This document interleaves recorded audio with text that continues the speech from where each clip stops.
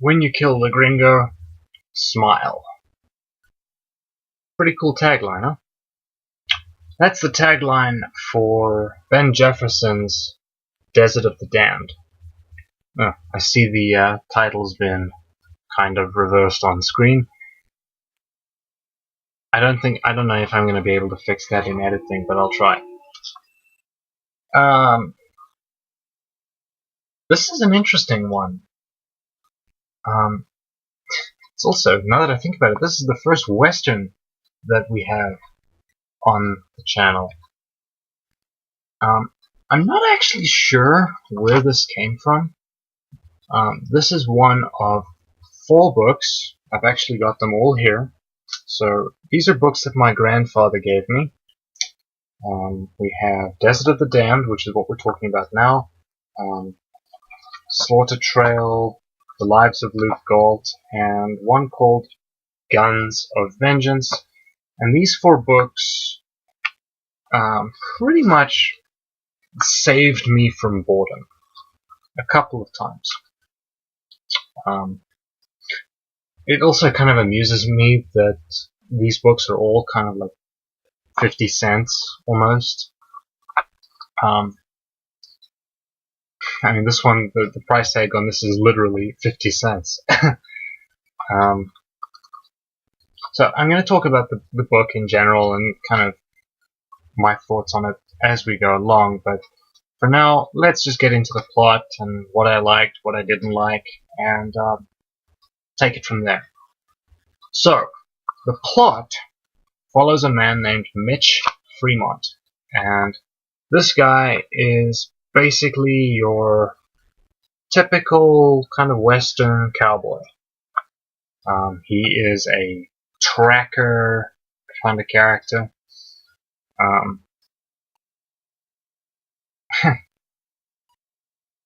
And essentially he is hired by this, I can't really think of a polite name, so I'm just gonna use the one that comes to mind. You know, this eccentric, he's this Abe Belcannon is his name. He's this sort of academic archaeologist type guy who wants to go to this place out in the middle of the desert called Gran Morelos. And the idea is that he wants to, at least according to him, he wants to just find the place and look for relics. Now the legend of Gran Morelos is that there is conquistador treasure hidden in the ruins somewhere. Hidden in the ruins or under the ruins or something like that. But nobody's been able to find this treasure. It's been there for hundreds of years and nobody's been able to find it. And so this archaeologist just hires Mitch and a few others to take him and a group of other archaeologists out to Gran Morelos to ostensibly look for relics and see what's what. Of course, I mean, it's a Western, so you know nothing's going to go right because they're not the only ones that are interested in the ruins and in the treasure and in everything that is anything to do with Gran Morelos. So what did I like? Well, let's start off with something that I think might just be kind of personal preference, but I love the cover art. I mean, it kind of, looking at this cover art, it kind of makes me wonder about how come we don't get this anymore? I mean, sure, the Westerns that we get now, the artwork is a lot of times great, but it's not this kind of artwork anymore, which is kind of sad, to be very honest. It's also got a fantastic title. I mean, Desert of the Damned. Really, I mean, that's a cool title. I like the story. Um, there are so many characters in here that ordinarily, when you've got characters, and you've got Abe Belcannon, Mitch Fremont, Tanker McCoy, Curly Judge, Jethro Krull, um, Luz Belcannon. There are so many titles, characters here that ordinarily I would like lose track. I would go, okay, well, now who's this guy again? Oh, so this is that guy's friend, and so on. In this case, I was actually able to keep track of pretty much who everybody was throughout the book. Now, of all the characters that that are in this book, my favorite is probably, I have two favorites here. The one is Mitch Fremont, the leader of the guys that take the archaeologists into the desert, and the other is his kind of love interest. And I'm going to talk about her in a second, but yeah, I mean, Mitch is just a cool character. He really is just this fiendishly intelligent character. Commands the respect of everybody else in his group. I mean, there is some tension between the men at one point, but he very, very quickly shuts that down. I also like how he handled the antagonists. So, the antagonists for this book, we have, I'm just trying to think of the names now right off the top of my head. We've got Jethro Krull. We have an Apache war chief named Iron Shirt, and we have Rory Timberlane, I think is his name, right? Now, 3 antagonists in a book that's like not even 100 pages. So you'd think that they'd kind of get lost, but each of these guys is intimidating in their own way, and Iron Shirt, I think, doesn't really make much of an appearance. I think he kind of shows up in like a flashback and then kind of towards the end of the book. But Timberlane and Krull are like really big shot bad guys in this book, and Mitch handles them perfectly, absolutely perfectly. Abe Belcannon is the head of the archaeologist crew, and he's just this very eccentric, but also very intelligent and very sort of sneaky character. You're not quite sure what to make of him. And I mean, you've got all of the guys that Mitch takes with him. They're all good, like gunslingers, and generally honorable people. Which kind of brings me to the character of Luz Belcannon, Abe Belcannon's daughter. And the reason that these gunslingers lead into Luz's character is because pretty much everybody at one point or another will kind of check her out and go, ooh, there's a pretty girl over there. But, there's none of the sort of coarseness, at least as far as I can remember reading this, that you would expect.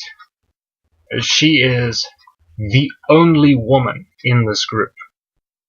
Now, let me say that again. There's Abe Belcannon and his group of archaeologists, and then there's Mitch Fremont and the guys that he brought with him. And there are dozens of men in this group, and Luz is the only woman. and she's very independent, strong-willed, holds her own really well. She can. Um, she's got a comeback for pretty much everything, and is initially, I think, a very strong female character, which I don't know. It's not something I see very often in westerns. I know William Johnstone's Last Gunfighter books, or at least the first one, had a good, strong female character. The Black Horse Westerns books, they tend to have a couple of really strong female characters in them. But other than that, I can't really think of one right off the top of my head. I do think she kind of drops the ball a little bit towards the end. She kind of starts out where she tries to do everything herself. She doesn't want to have a man telling her what to do. But towards the end, she says something. I've got it here. She asks Mitch to tighten the cinch on her saddle. And it's not so much the fact that she's asking him to do this. It's more a case of it kind of comes out of nowhere. And the only thing that really kind of saves this is Mitch actually points it out. He says,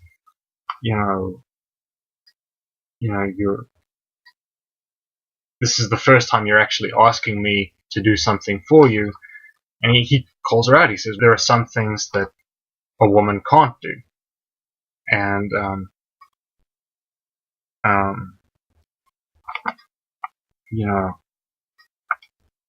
and, I mean, okay, yeah, there are some things that women can't do, but there are also things that men can't do.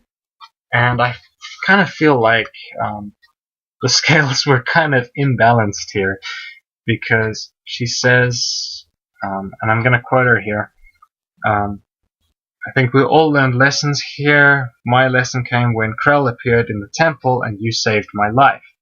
I realized then that there are things only a man can do, like defending a girl against somebody like that.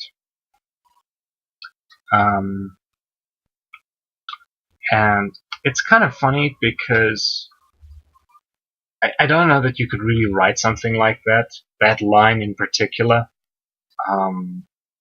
Nowadays, just doesn't seem to fit with modern sensibilities. But yeah, I mean, I guess it's okay. But yeah, I kind of feel like that came out of nowhere. It's not so much that she's saying, oh, but there are some things that a woman can't do, or some things that only a man can do. But more a case that it really came out of nowhere. It doesn't really build up to where she gets this epiphany. So it does kind of feel a little bit rough around the edges, a little bit sort of forced, if I can use the word. But yeah, overall, not necessarily a bad thing. I have to admit, I'm kind of a sucker for happy endings, so when she and Mitch do kind of end up together at the end of the story, that was nice. In all the westerns that I've read, the protagonist typically will end up riding into the sunset on his own. So it was kind of nice to see a western that took that and kind of threw it out the window. So that's my word on characters, as well as pretty much the only problem that I have with the book. The other thing that I like is the length of the book, if I'm being very honest. As I said, it's only, if you want the exact page count, this is 95, 96, 97 pages in total. You can take this book and read it over the course of a day, or 2 days, or a week. Okay? It's a great book, and if you have a copy of this, I'd love to know what you guys think, because near as I can tell, this book doesn't exist anymore. Like, at all. I've looked for this, for, like, copies of this book pretty much everywhere, you know. I was kind of curious, because this is one of 4. As I said at the beginning of the video, there are 4 of these little paperback, like, I guess these are like dime novels or something, that my grandfather gave me. And after I read it, because I read this a few years back for the first time, and I was hooked. So after that, I went and I started looking up info, because I quite like to know a little bit about the books that I've read. But I couldn't find anything. There are 2 different companies listed on the book. On the front corner, don't know if it'll come up on camera, there, right in that top left corner, it says Cleveland Western, with a little, I guess it's like an Indian or a Native American silhouetted head, 1708 printed on that corner, and then on the back it's got Bison Westerns printed on it. And so yeah, there are 2 different companies. I couldn't find either of these 2 companies at all, which kind of irritated me. But I then went looking for info on the author, and I couldn't find anything there either. So there's no like information on like when the book was published. Generally, you'll get like a page that talks about like the copyright page here. On the back it says here, all rights reserved. Generally, with that information, you'll get like publication Cleveland Westerns, or like Cleveland Westerns publication 1957 or whatever it might be. That doesn't exist here, and as far as I can see, it's not printed on the cover, either front or back. I can't find any information on the author, Ben Jefferson, and I was not able to find out, because there was no information on him. I don't know if he wrote anything else in addition to this. I assume he did, but I wasn't able to find any titles. And near as I can tell, Desert of the Damned is out of print. This one, as far as I can see, doesn't really exist. At least as far as I can tell. Maybe I've been looking in the wrong places, but I haven't been able to find out if this book is even still in production. So I don't know how old it is. I don't know when it was published. I don't know anything about the author.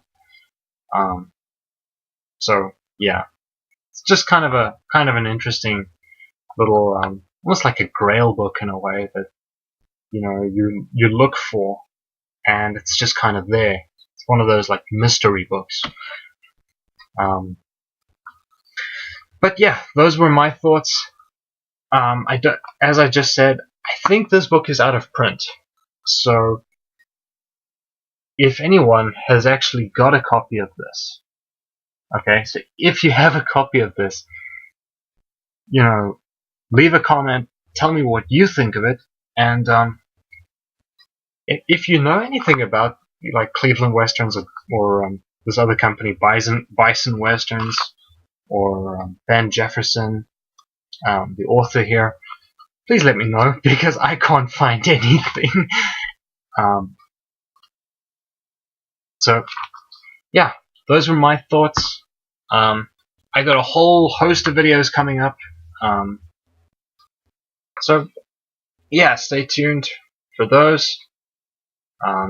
It is currently the 12th of May, so I'm doing a lot of videos on the same night.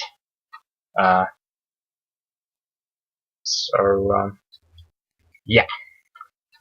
I have a couple of more videos to shoot tonight, and with any luck they will be uploaded sort of this week, I hope.